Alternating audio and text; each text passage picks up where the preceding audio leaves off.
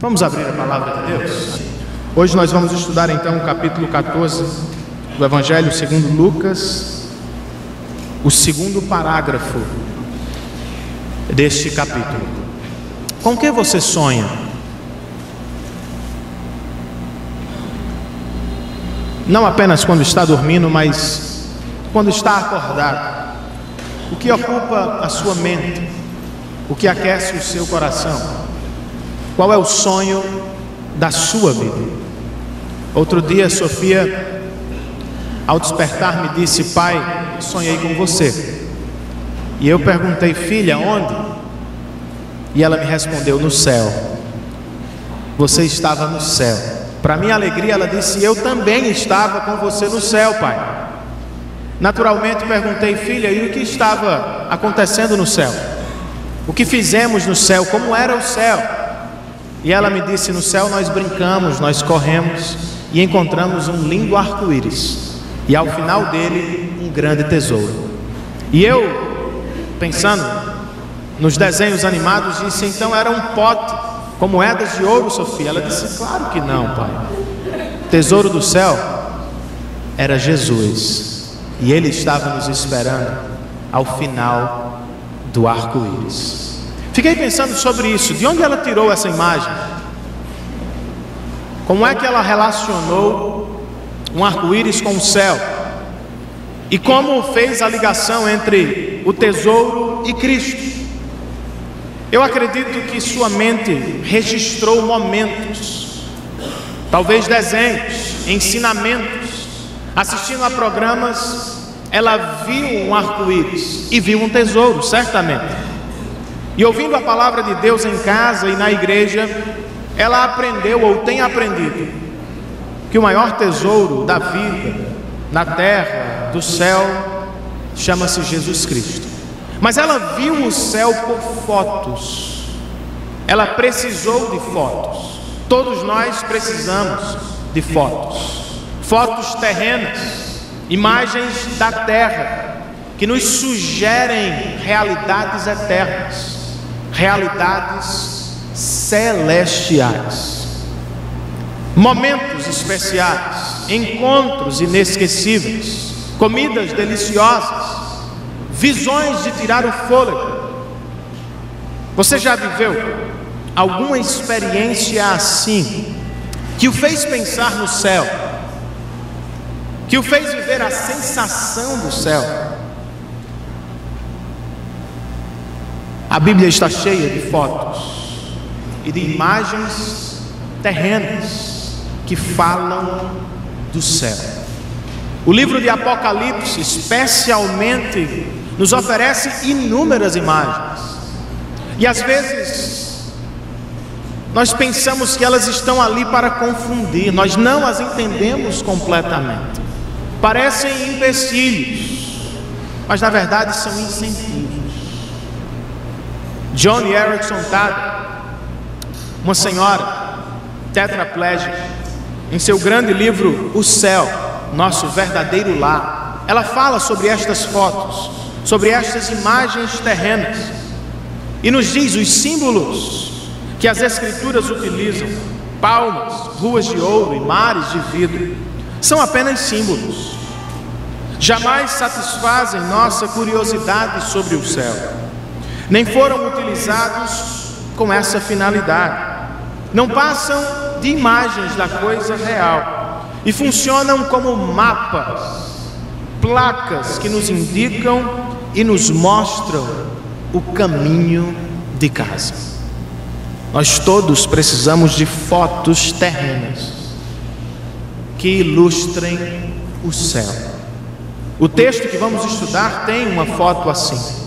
A foto do banquete. Um banquete vivido entre homens, mas que sugere um banquete que será vivido entre Deus e os homens. A grande pergunta do texto é: será que vamos estar lá? E como podemos participar do banquete celestial que Deus está agora mesmo preparando para nós? Lucas capítulo 14, verso 15. Queria que você me acompanhasse enquanto eu leio.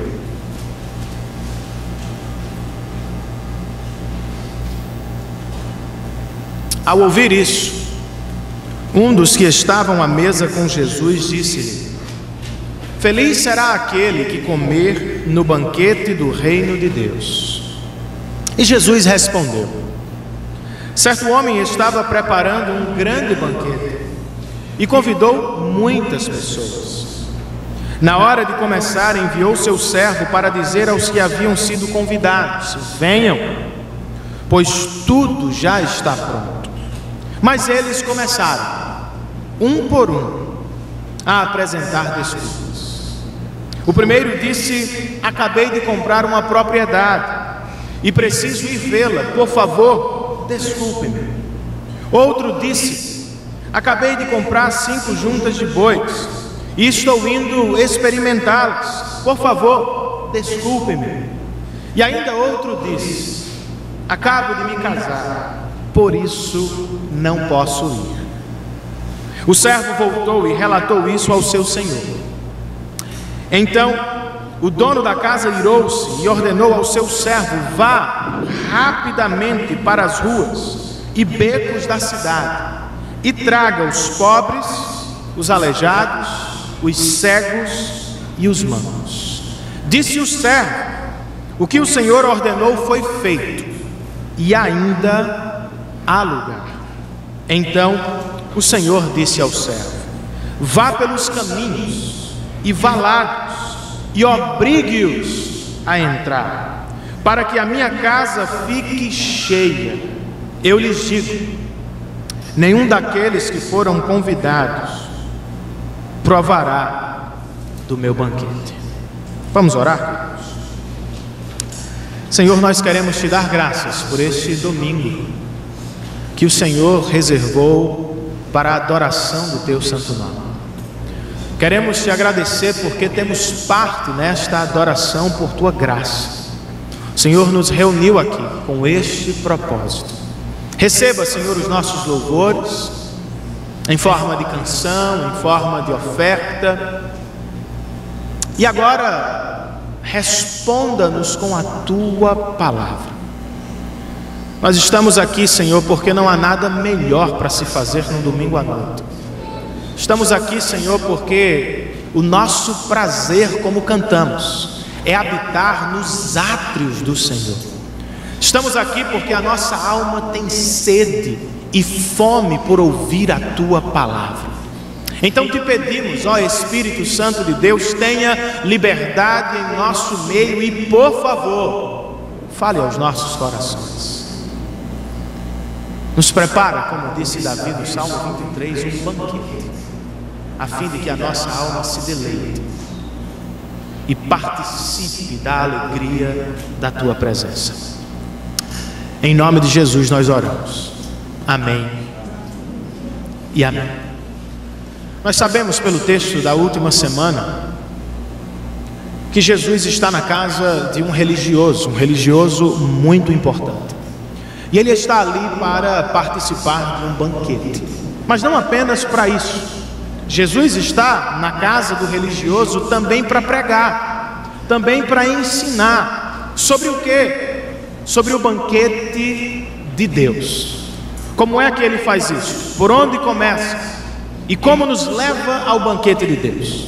Primeiro, ele ofende os religiosos presentes. Ele cura um homem no sábado. E com isso ofende aos religiosos da época que não levantavam um dedo sequer para ajudar o seu próximo no sábado. Logo depois, ao ver a correria na casa, pessoas importantes querendo ocupar os melhores lugares, Jesus ofende os convidados e lhes dá uma lição sobre humildade. E ao término desta lição ele se volta para o anfitrião e fala sobre hospitalidade, a hospitalidade que agrada a Deus. A esta altura do texto de Lucas, ou da narrativa do capítulo 14, Jesus já ofendeu a todos os presentes naquele banquete. Ofendeu os religiosos curando um doente. Ofendeu os convidados apontando-lhes o orgulho e a arrogância. E ofendeu o dono do banquete, dizendo para ele que ele deveria ter pensado melhor na sua lista de convidados. O clima é tenso, as pessoas se sentem desconfortáveis. Já imaginou a cena? Você prepara uma festa, convida pessoas e um dos seus convidados o repreende publicamente. Não apenas isso, sobe ao palco, toma o microfone do cantor e começa a pregar uma mensagem nada agradável aos ouvidos dos presentes. Foi o que aconteceu. Aparentemente Jesus acabou com a festa dos religiosos. Mas alguém aparece, alguém querendo consertar as coisas, salvar a festa, alguém que quer agradar a todos. Alguém aparece e diz: Senhor, tudo bem, nós entendemos a lição. E por que não falar sobre o banquete do reino celestial? Como será maravilhoso quando estivermos todos nós reunidos no banquete celestial. E Jesus diz: o banquete será maravilhoso, mas será que todos estarão presentes? Será que vocês estarão presentes? Ele olha para o banquete humano, terreno, preparado pelos homens, e a partir dele fala sobre o banquete celestial. E sua mensagem é: não basta ser religioso. Vocês todos são religiosos. Você precisa ter certeza.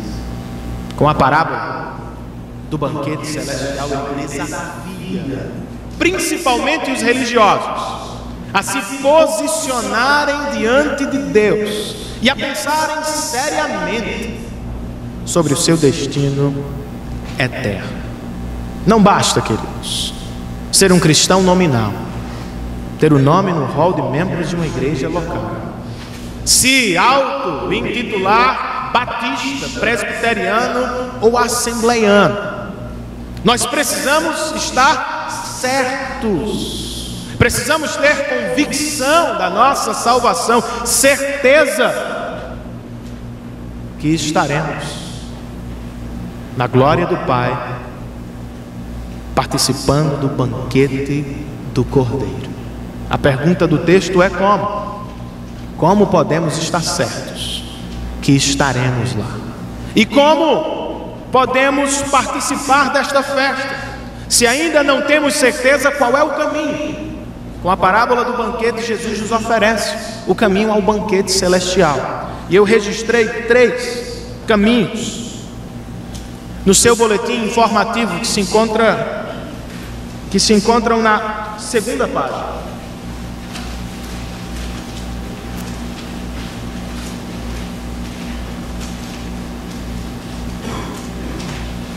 Como ter certeza que participaremos do banquete de Cristo? Primeira resposta do Senhor, primeiro caminho, primeiro conselho dele para participar do banquete de Cristo, banquete celestial: nós precisamos aceitar o convite do Evangelho. Os religiosos estão certos que estarão lá, afinal de contas são judeus, frequentam a sinagoga todo sábado, conhecem a Torá, os primeiros livros da Bíblia de cor, são mestres, são professores, são pregadores. Olhando para o banquete à sua frente, Jesus conta a estes homens uma parábola que começa assim: certo homem estava preparando um grande banquete e convidou muitas pessoas. Na hora de começar, enviou um servo para dizer aos que haviam sido convidados: venham, pois tudo já está pronto. O que temos aqui no início da parábola? 2 convites. Um primeiro convite que é feito dias antes da festa, e um segundo convite que é feito na hora do banquete. Aceitar o primeiro convite na época de Jesus era se comprometer com a festa. Não ir à festa no dia marcado era um desrespeito Era uma afronta pública. Por isso havia 2 convites para que ninguém tivesse desculpa. O mensageiro ia primeiro e dizia: você está convidado a um banquete, dia tal, hora tal. E a pessoa confirmava: eu vou ao banquete. E isso era importante para a preparação do alimento. Se fosse um banquete para poucas pessoas, o dono do banquete mataria um animal pequeno. Mas se fosse um banquete para muita gente, ele precisaria de vários animais. Ele prepara tudo, compra a melhor bebida, mata os melhores animais e arma uma grande festa. No dia da festa ele envia um segundo convite. E o convite anunciava: a festa está pronta, venham e gozem da festa, participem da festa, sejam abençoados pela festa. Com este início e com a parábola como um todo, Jesus está desafiando os religiosos de Israel. Eles receberam um primeiro convite ao longo de todo o Antigo Testamento. Na verdade, o Antigo Testamento era o primeiro convite, com suas promessas messiânicas que apontavam para Cristo. O Antigo Testamento convidava o povo de Israel para o grande banquete do Salvador. Agora Jesus é o próprio servo, enviado por Deus para fazer o segundo convite. Ele está em Israel, caminhando por suas ruas e dizendo aos judeus: o banquete está pronto, a hora chegou, tudo está pronto, venham e participem do banquete. E você pensa, todos deixaram seus afazeres e correram para o banquete. Todos deixaram o que estavam fazendo e prontamente atenderam ao convite, ao segundo convite? Não. A esta altura a parábola toma um rumo diferente, porque Jesus diz que eles, os convidados, um por um, apresentaram desculpas. O primeiro disse: acabei de comprar uma propriedade e preciso ir vê-la, por favor, desculpe-me. Ele não está dizendo: eu vou comprar uma propriedade, eu estou no meio de uma negociação e por isso não posso abandonar a terra. Ele está dizendo: eu já comprei a terra e eu preciso ir vê-la. Ele já viu a terra. Especialmente em Israel, ninguém compraria uma terra sem vê-la. Ele conhecia tudo acerca daquela terra. Mas o que ele está dizendo, na verdade, é que o seu coração está dominado por esta terra, controlado por esta terra. Ela é tão importante para o seu coração que ele abandona o banquete do seu amigo. Ele prefere namorar com sua terra. O segundo diz: acabei de comprar 5 juntas de bois e estou indo experimentá-las, por favor, desculpe-me. Se o primeiro está preocupado com a propriedade, o segundo está preocupado com os animais que aram a terra, que preparam a terra, outra vez, ele já comprou os animais. Ele está dizendo: vou experimentá-los. Na verdade, ele já experimentou. Ninguém compraria os bois sem antes experimentá-los. O que ele está dizendo é: eu não posso ficar um dia sequer sem ter lucro. Eu não posso esperar até amanhã. A minha nova aquisição precisa gerar lucros hoje. Pensando nos lucros, ele abandona o banquete do seu amigo. Um terceiro convidado diz: acabo de me casar, por isso não posso ir ao banquete. O primeiro está preocupado com a terra, o segundo está preocupado com os bois e o terceiro diz: eu acabo de me casar. Ele não está dizendo: estou numa festa de casamento. Na cultura judaica, 2 festas jamais aconteceriam no mesmo dia. O que ele está dizendo é: eu sou recém-casado. Não sei se a preocupação dele era: se deixar a esposa aqui, quando voltar ela não vai estar mais em casa. Não sei se ele está dizendo: não posso ir à festa com ela porque ela não sabe dançar. Não sei se ele está dizendo: não posso ir ao banquete do meu amigo, porque o meu coração está completamente apaixonado por ela e eu não posso passar um minuto sequer longe dela. O fato é que um homem troca o banquete do seu amigo por uma propriedade, o outro troca por dinheiro e o terceiro troca por uma pessoa importante. E com isso abandonam o banquete. E Jesus diz aos religiosos: nem todos estarão presentes. Somente os que aceitarem o convite do Evangelho estarão presentes no dia do grande banquete. A pergunta é: você já aceitou o convite do Evangelho? Você já respondeu ao convite do Evangelho? Você sabia que Deus está preparando agora mesmo um banquete celestial para você? Quando Davi escreveu o Salmo 23, ele teve esta sensação. Logo depois de caminhar pelo vale da sombra da morte, ele diz: o Senhor me preparou um banquete à vista dos meus inimigos. Profetizando sobre o futuro, Isaías, no capítulo 25 ou 26, ele diz que o Senhor dos exércitos reunirá todos os povos da terra para oferecer-lhes um banquete. E neste banquete haverá vinho velho de boa qualidade, diz o profeta, e carnes suculentas. O servo da nossa parábola diz: o banquete que Davi viu de longe e o banquete que Isaías profetizou está pronto.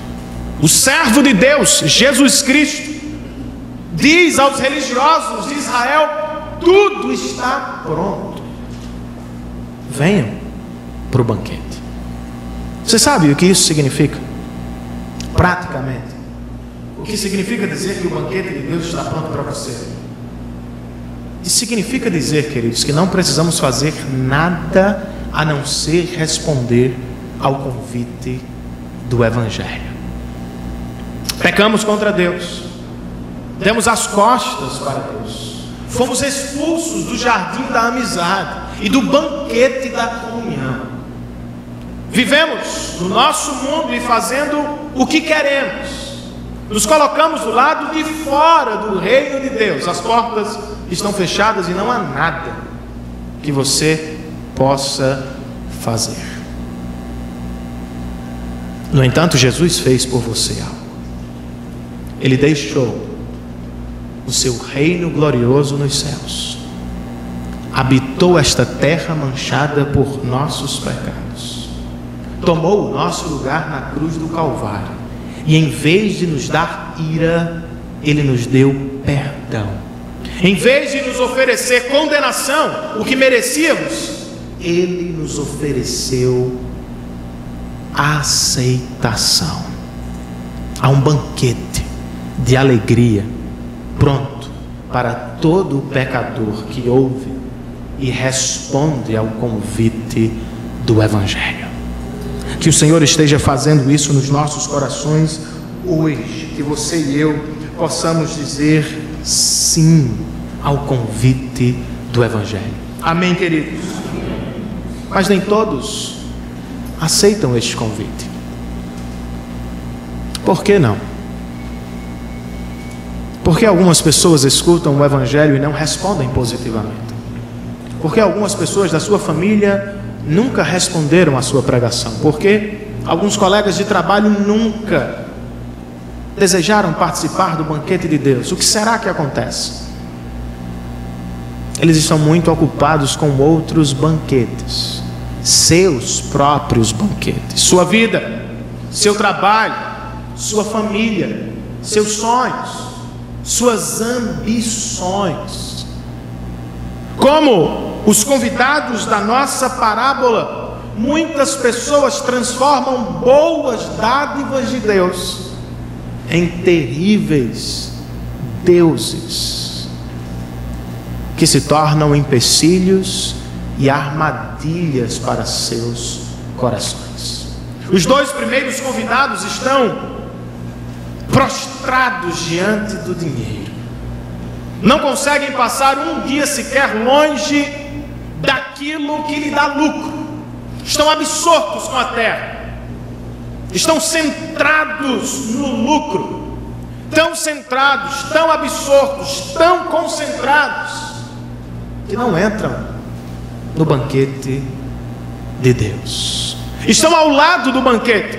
Foram convidados pelo dono do banquete, mas não querem entrar. Fizeram de pessoas deuses. Fizeram da riqueza um Deus. Fizeram de posses um Deus. Qual é o problema, queridos? Na verdade são vários. Um deles é que os falsos deuses nunca cumprem o que prometem. Mais cedo ou mais tarde as pessoas decepcionam. Mais cedo ou mais tarde a riqueza se vai. Mais cedo ou mais tarde o corpo deixa de ser o que nós gostaríamos que ele fosse. E nós nos frustramos com os banquetes da vida. Talvez você esteja exatamente assim. Talvez você tenha feito de alguém um Deus, do seu trabalho um Deus, de uma conquista pessoal um Deus. Talvez o seu coração esteja inclinado, prostrado, em adoração a coisas desta vida. Mas cedo ou mais tarde você se frustrará. Quem sabe já está frustrado hoje, triste, porque alguém o decepcionou, porque as coisas mudaram, porque a vida já não é a mesma. Aceite o convite do Evangelho. Deixe as dádivas de Deus por um tempo de lado e volte o seu coração para o grande doador que deu o seu Filho amado Jesus Cristo para a nossa salvação. Fite os seus olhos nele, veja o seu amor, o seu coração, veja a sua compaixão e tenha nele tudo o que você mais precisa hoje e sempre. As pessoas vão mudar com você, ele jamais mudará. A vida oscilará, ora te oferecerá facilidades, ora te oferecerá dificuldades e sofrimentos, mas em meio a tudo isto, ele será o teu melhor amigo e estará presente ao seu lado todos os dias da sua vida. Então não rejeite o convite do Evangelho. Há um banquete de alegria armado para você, que não precisa esperar a eternidade. Pode começar agora, hoje, no seu coração. Amém, queridos? Um segundo caminho que Jesus nos oferece para a participação do banquete de Deus é o seguinte: nós precisamos, para participar do banquete de Cristo, nós precisamos reconhecer a graça do Evangelho.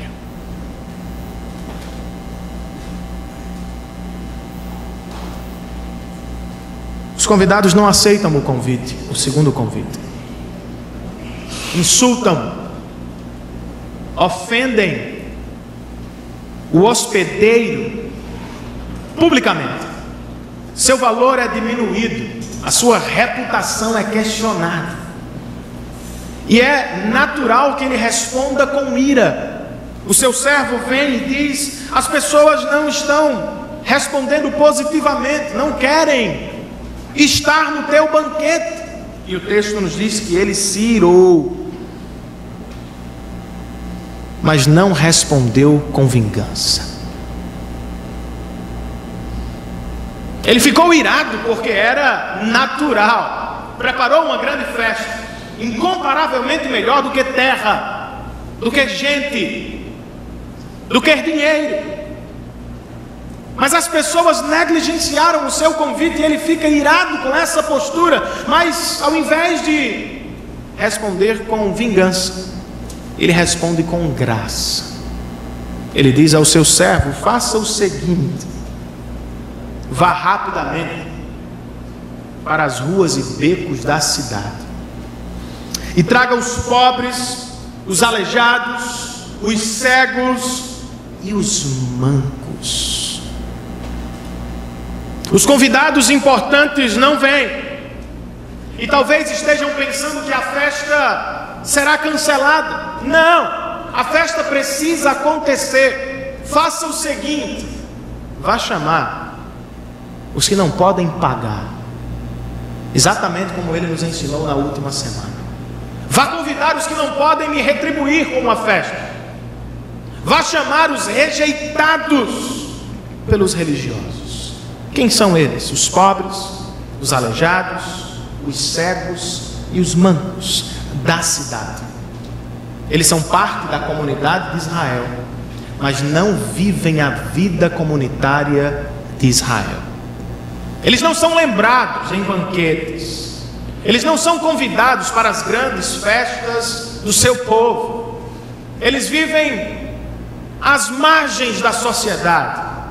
Eles são os proscritos de Israel. Eles são os rejeitados e abandonados. Estão no meio do povo de Deus, mas se tornaram invisíveis. Porque são pobres. Porque são aleijados. Porque são cegos. São mancos. Os religiosos olhavam de cima para baixo para essas pessoas e diziam que no banquete do reino dos céus eles não teriam lugar. Na verdade, na vida já foram excluídos. Deus deve estar punindo esta classe porque ela é terrível.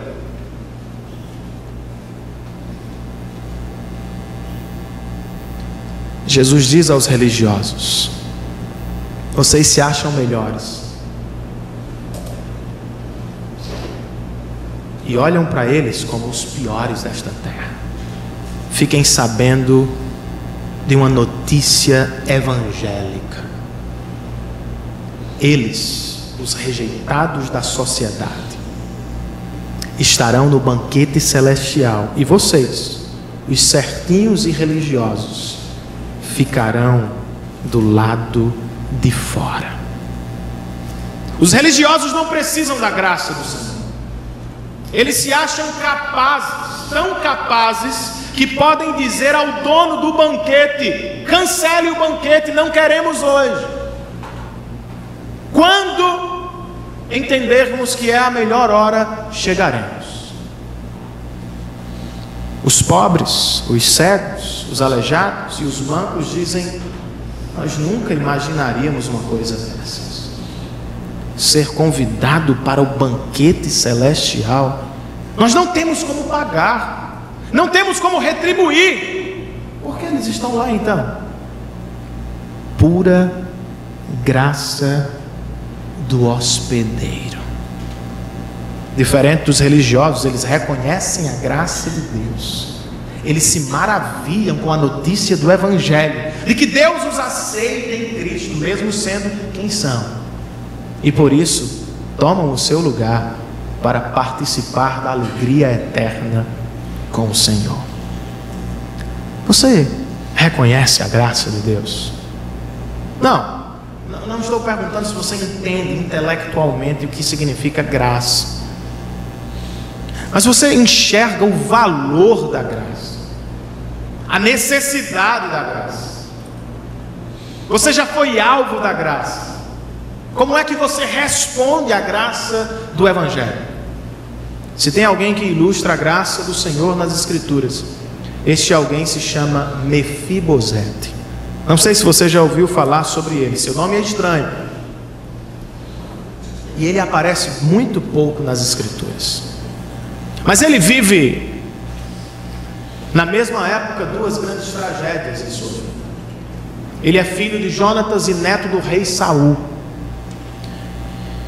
E quando tinha 5 anos de idade, recebeu a notícia de que seu avô e seu pai morreram em batalha no mesmo dia. Isso já seria terrível para uma criança, mas significava muito mais. Isso significava que num dia ele deixou de ser família real e que agora precisava se esconder, porque o próximo rei vai aniquilar todos os da família que o antecedeu. A sua cuidadora fica tão desesperada que quando recebe a notícia e o carrega no colo, sofre uma queda, e ele também. E com a queda, o menino fica aleijado de ambos os pés. Porque não é mais família real. E porque ficou aleijado, ele precisa viver longe da cidade. Ele precisa se esconder da nova família real. E ele precisa sair do meio do povo, porque ele não é perfeito aos olhos dos homens. Ele não combina com a pompa da cidade. Ele vai para um lugar chamado Lodebar e vive em alguma caverna escondido por muitos anos. Mas um dia, uma carta passa por baixo da porta, e quando ele abre, um convite do palácio, um convite do rei Davi. Ele olha para aquilo e diz: só pode ser brincadeira, ou é uma piada, ou ele quer me matar. Não vai. 3 dias depois chega um soldado real, bate a porta e diz: Mefibosete, é você? Sim, sou eu. O rei manda chamá-lo, e ele tem um banquete pronto para você. Ele não tem opção, os soldados estão à porta. Ele pega a sua mala e segue os soldados. Quando ele chega à presença de Davi, recebe 2 grandes notícias. O capítulo 9 do segundo livro de Samuel nos conta que Davi, quando viu Mefibosete, disse: Mefibosete, eu vou te restituir todas as terras do teu avô Saul. Ou seja, ele vai se tornar uma família real outra vez. E você se assentará comigo à mesa todos os dias da sua vida. Você é da família do homem que me perseguiu. Você é da família do homem que quis a minha morte, mas ao mesmo tempo você é filho do meu amigo. Você vai viver no palácio como se fosse meu filho. Isso é graça, irmãos. Isso é muita graça. Já imaginou um jantar no palácio de Davi? Todos os seus filhos reunidos e Mefibosete no meio deles?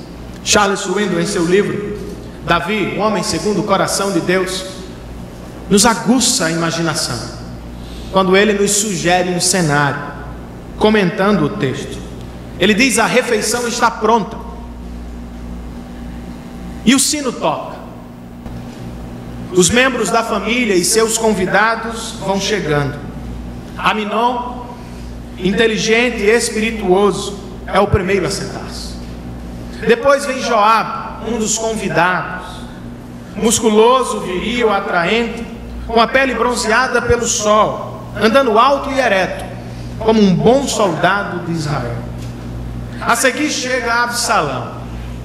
Como ele é belo! Desde o alto da cabeça até a sola dos pés não há um defeito sequer.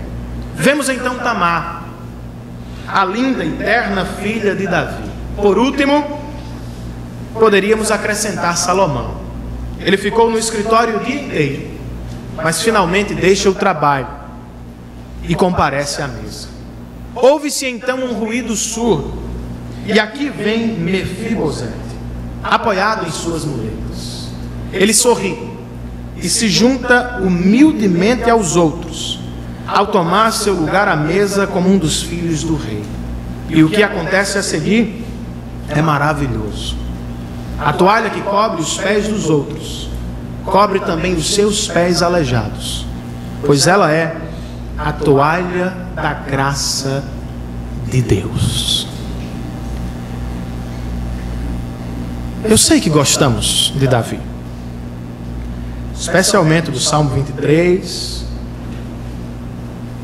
da vitória contra Golias, dos seus muitos cânticos, mas em alguns textos não podemos nos comparar a Davi. Este texto, por exemplo, de 2 Samuel 9, nos sugere Mefibosete.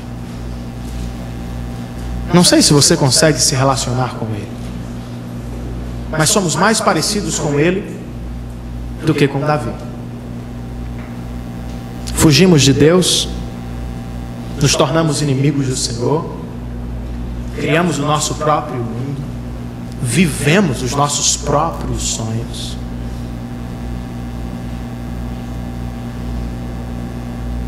E o resultado nós todos sabemos: acidentes, pecados, ruptura de relacionamentos, culpa, medo, traição e tantas outras coisas.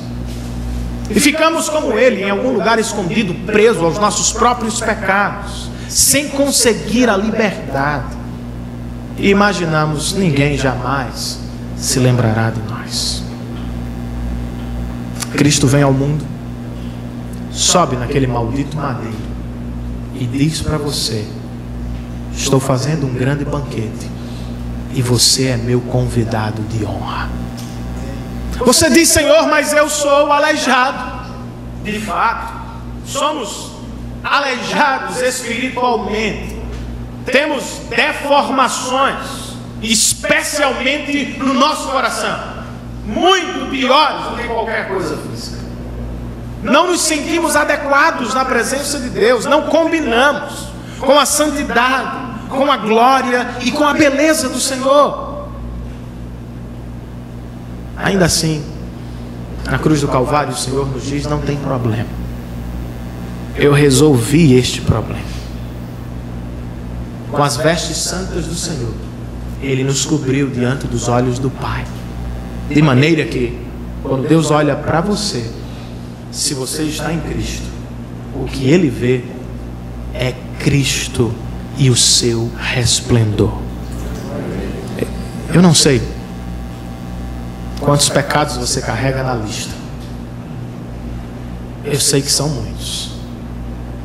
Não sei como anda o seu coração hoje, quão culpado, distante e amedrontado pela condenação do pecado. Mas eu sei que este Deus das Escrituras é gracioso, e Ele recebe você sem que você o mereça, pelo que Ele fez na cruz do Calvário em Cristo Jesus. Para receber o Evangelho, irmãos, nós precisamos nos enxergar pecadores. É o que Jesus está dizendo aos religiosos: vocês pensam que podem agradar a Deus e ocupar o lugar na mesa do Senhor? Vocês não podem. Esta é a grande notícia do Evangelho. Ele fez por vocês o que vocês não podem fazer. E como é que respondemos à graça do Evangelho? Se sabemos o que Cristo fez por nós na cruz do Calvário, qual é a resposta apropriada? Escrevendo aos Gálatas, no capítulo 1 ainda, na sua saudação, Paulo diz: graça e paz da parte de Deus nosso Pai e do Senhor Jesus, que a si mesmo se entregou por nossos pecados, a fim de nos resgatar desta presente era, segundo a vontade do Pai, a quem seja glória para sempre.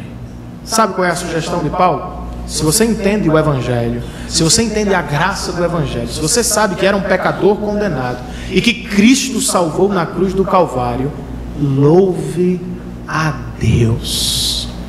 Ele não nos convida apenas para um banquete, irmãos. Ele nos convida para a família de Deus. Quando vamos a Cristo, quando respondemos ao seu convite, Ele não nos diz: sente-se uma vez comigo para um almoço. Ele diz: sente-se todos os dias, sente-se para sempre comigo.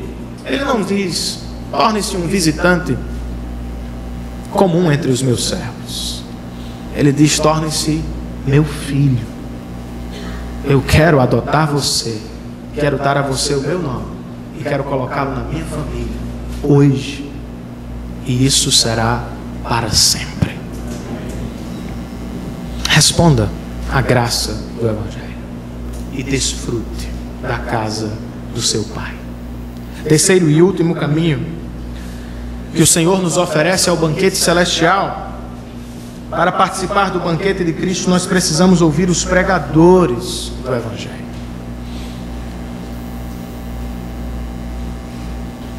O servo volta ao seu senhor e diz: eu trouxe os pobres, os aleijados, os cegos, os mancos, e eles ocuparam os lugares, mas ainda há espaço.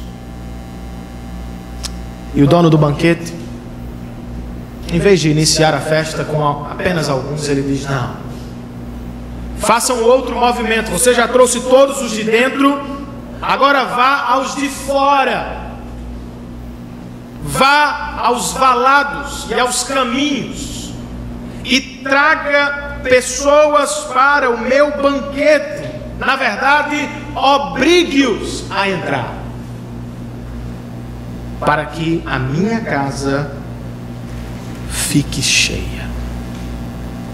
Não tenha dúvida, o céu estará tomado por cristãos de todos os povos, de todas as raças, de todas as línguas e de todas as épocas.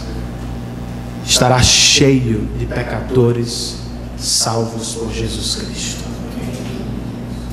O servo volta e diz: ainda há lugar, e o Senhor oferece mais graça. Já chamou os da cidade, agora vá chamar os estrangeiros. Saia dos limites da cidade, vá aos caminhos, vá às estradas, vá aos valados e chame os estrangeiros para o meu banquete. Isso é extraordinário. Os judeus se achavam os melhores, os únicos salvos, os melhores religiosos da época. Jesus diz: não, o Evangelho não pode ficar dentro da cidade de Jerusalém. Saia da cidade, meu servo, e vá convidar os que estão fora, exatamente como prometido pelo Antigo Testamento, exatamente como Isaías viu, um banquete com todos os povos da terra. A diferença? A igreja sempre esteve em missão. Os judeus não entenderam bem, e a igreja também não. A igreja do Antigo Testamento, Israel, deveria ser uma luz para as nações. Sua missão era centrípeta. Ela deveria chamar as pessoas para dentro. Ela não recebeu a ordem de ir aos povos, comunicar o Evangelho, mas ela recebeu a ordem de ser uma luz entre as nações. Davi canta muitos salmos assim, convidando os povos da terra para a adoração. Mas quando chegamos ao Novo Testamento, a missão da igreja, o novo Israel, se torna centrífuga. Ela é empurrada para fora. E é o que Jesus está dizendo aqui: não espere os estrangeiros, saia dos muros de Jerusalém, vá aos estrangeiros e convide-os para o banquete celestial. Se os proscritos de Israel estavam admirados, o que dizer dos estrangeiros que nem sequer conheciam o Deus de Israel? Como é a história? Ele está me chamando para um banquete, mas eu não o conheço. E a ideia aqui é que sejam os piores da sociedade. Não podem nem sequer entrar na cidade. Estão sob suspeita. São pecadores declarados. Não se preocupam com Deus. Não leem a Bíblia. Não vão à igreja. Não são de Israel. São os piores. E Jesus diz: vá até eles. Obrigue-os a entrar. Não. Isso não tem nada a ver com o que a igreja fez na Idade Média. Isso não tem a ver com a Inquisição. Isso não é obrigue-os com a força da espada, da arma, do braço. Esse obrigue tem a ver com convencimento. Fale a eles que isso é verdade mesmo. Eles são os piores pecadores da terra, mas eu os quero no meu banquete. Mas como já sabemos, nem todos entram. Por isso que Jesus termina sua parábola, se volta para os religiosos e conclui: e digo-lhes, nenhum daqueles que foram convidados provará do meu banquete. Perceba uma coisa: Jesus não os forçou para fora, Jesus não os expulsou para fora do banquete. Eles escolheram não entrar. Eles escolheram ficar do lado de fora. Ouviram o maior pregador do Evangelho, o próprio Evangelho encarnado, mas rejeitaram sua pregação, rejeitaram sua mensagem, deram as costas a Jesus e resolveram brincar de religião com seus próprios banquetes.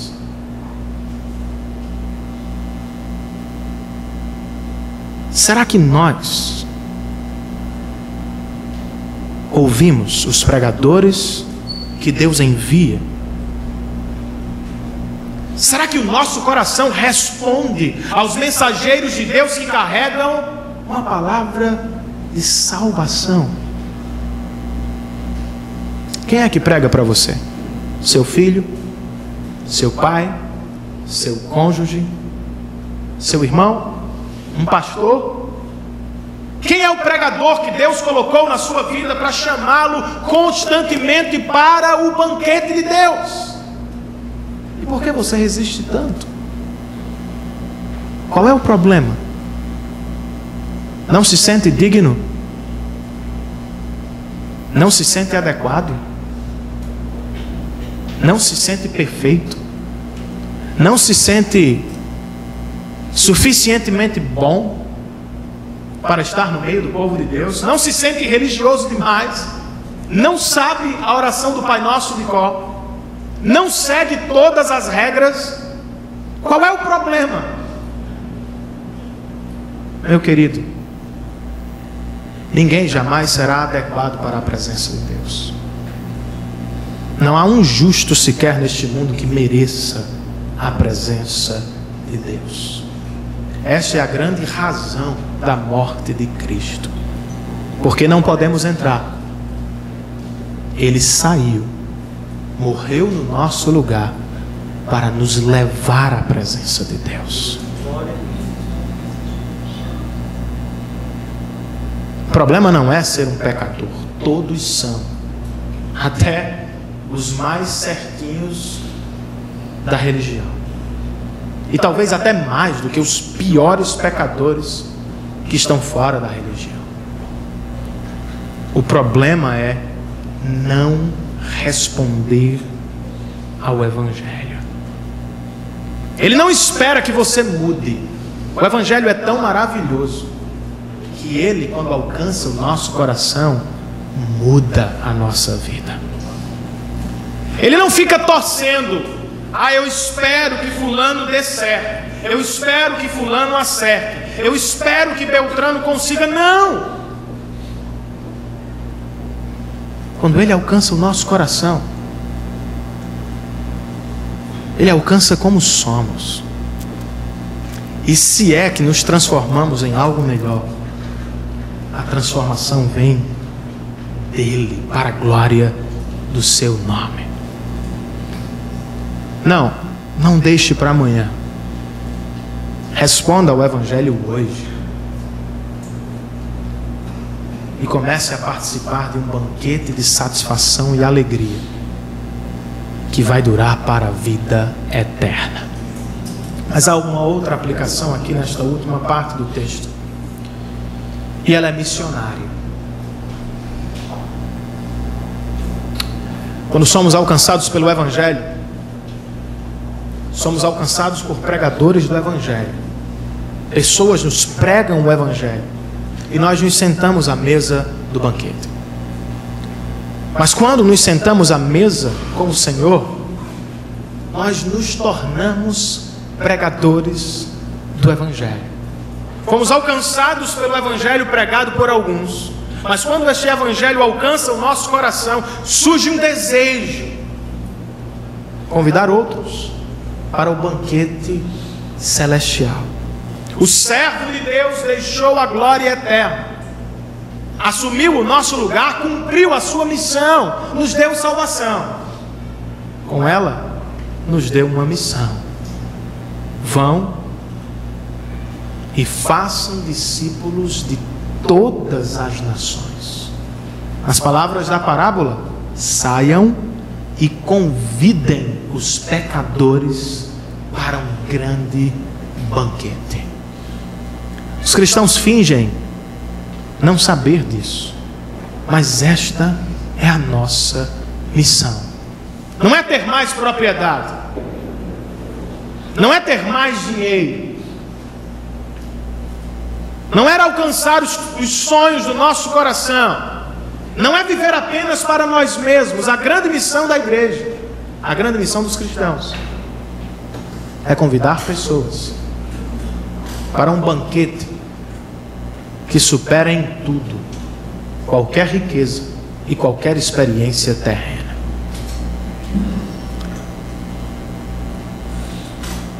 Você tem feito isso? Você tem investido o seu tempo, os dons e talentos que Deus deu a você, os recursos que Ele mesmo doou a você, nesta causa: convidar pessoas para o grande banquete? Seus filhos escutam da sua boca a pregação do Evangelho. Seu cônjuge escuta do seu coração o Evangelho de Jesus Cristo. Os seus funcionários, os seus colegas de trabalho já ouviram de você que Deus está preparando um banquete para eles também.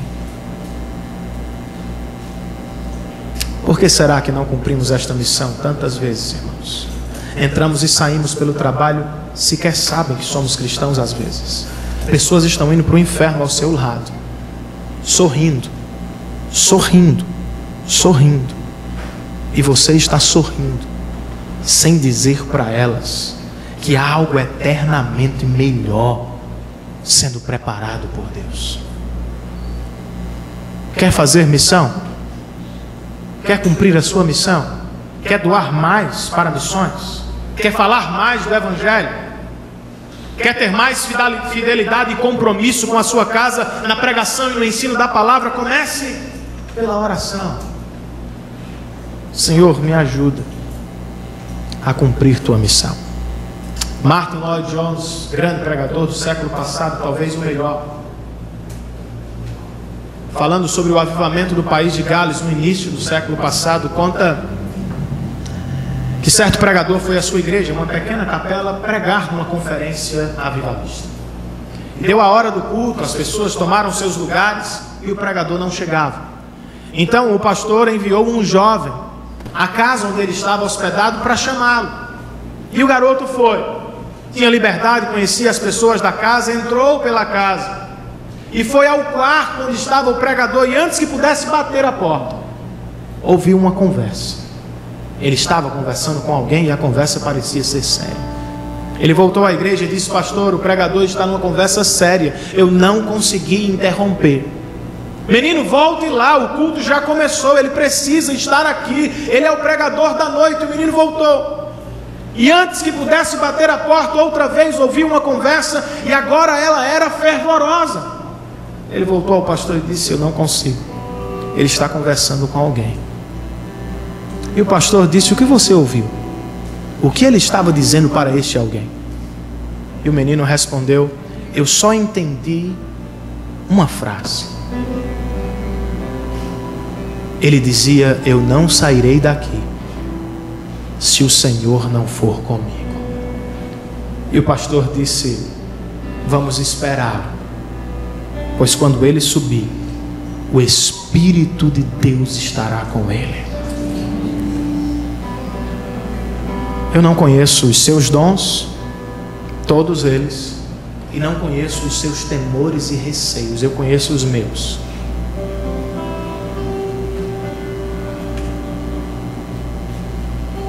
Mas se você é um cristão genuíno,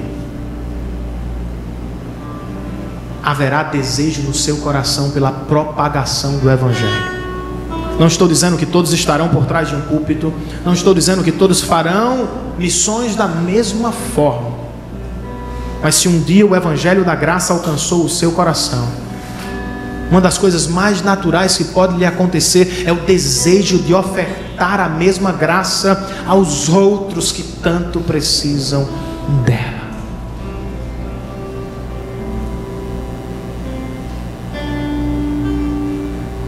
Dobre o seu coração diante dele e peça-lhe dons e capacitação. Jesus subiu aos céus, mas antes ele nos disse que não nos deixaria órfãos. Não foi isso?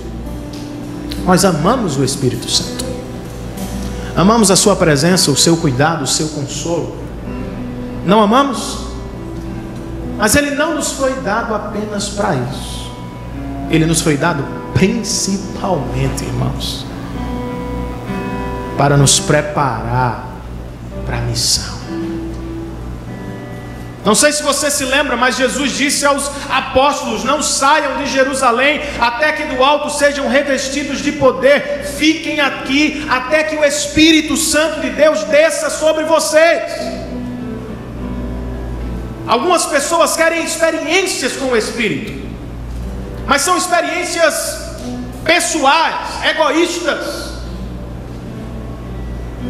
e não leem no livro de Atos dos Apóstolos que este Espírito que desceu sobre a igreja foi o Espírito que empurrou a igreja para o mundo. Ele nos foi dado para a preparação, energização do nosso coração para missões. Com o que você sonha? O que ocupa a sua mente, o seu coração? O que faz brilhar os seus olhos? Será que você sonha com o céu, como fez Sofia?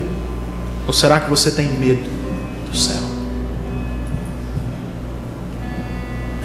Será que o seu coração deseja a presença de Deus mais do que a presença do presidente ou da presidenta? Será que no seu coração há um anseio pela presença de Deus, uma saudade santa do Senhor? E quais são as fotos da terra que sugerem o céu para você? Encontros familiares? Uma paisagem fascinante? Um culto dominical? O que arrebata o seu coração? E o que gera em seu coração a sensação do céu? A figura que Jesus nos apresenta é o banquete. Uma mesa farta, cercada por amigos, e Deus no nosso meio. As portas ainda não se fecharam. O banquete está sendo preparado. O servo de Deus foi enviado à terra para nos convidar. Você é convidado e você pode participar. O que eu preciso fazer? Nada. Tudo já foi feito por você. A única coisa que precisa fazer é aceitar e caminhar para o banquete de Deus. Alguns, como sabemos, jamais respondem. Escutam e jamais respondem. Não seja assim. Não seja como os anões das Crônicas de Nárnia. No último livro das Crônicas de Nárnia, os anões ficam tão decepcionados com uma mentira que jamais acreditam na verdade outra vez. Um macaco e um burro vestido de leão engana a terra de Nárnia, e os anões ficam decepcionados ao ponto de nunca mais voltarem à comunhão com Aslan, Cristo. Numa determinada cena do livro, o grande leão se coloca diante deles, arma um grande banquete com tudo que eles mais gostam. Eles comem como se estivessem comendo qualquer coisa, e não conseguem enxergar o leão. O leão então se volta para as crianças e diz: vocês conseguem ver? Eles não me deixam ajudá-los. Sua prisão é apenas intelectual, mas ainda assim eles não conseguem se livrar. Foram tão ludibriados pela mentira que já não mais acreditam na verdade. Os banquetes da vida frustram, passam, não preenchem de maneira eterna ou duradoura. Mas se Jesus está chamando o seu coração, não tenha dúvidas. Seja qual for a sua situação hoje, de alegria ou de tristeza, de desespero ou de esperança, na presença do Senhor, a fartura de alegria e de satisfação eternas. Fiquemos de pé, queridos, na presença do Senhor.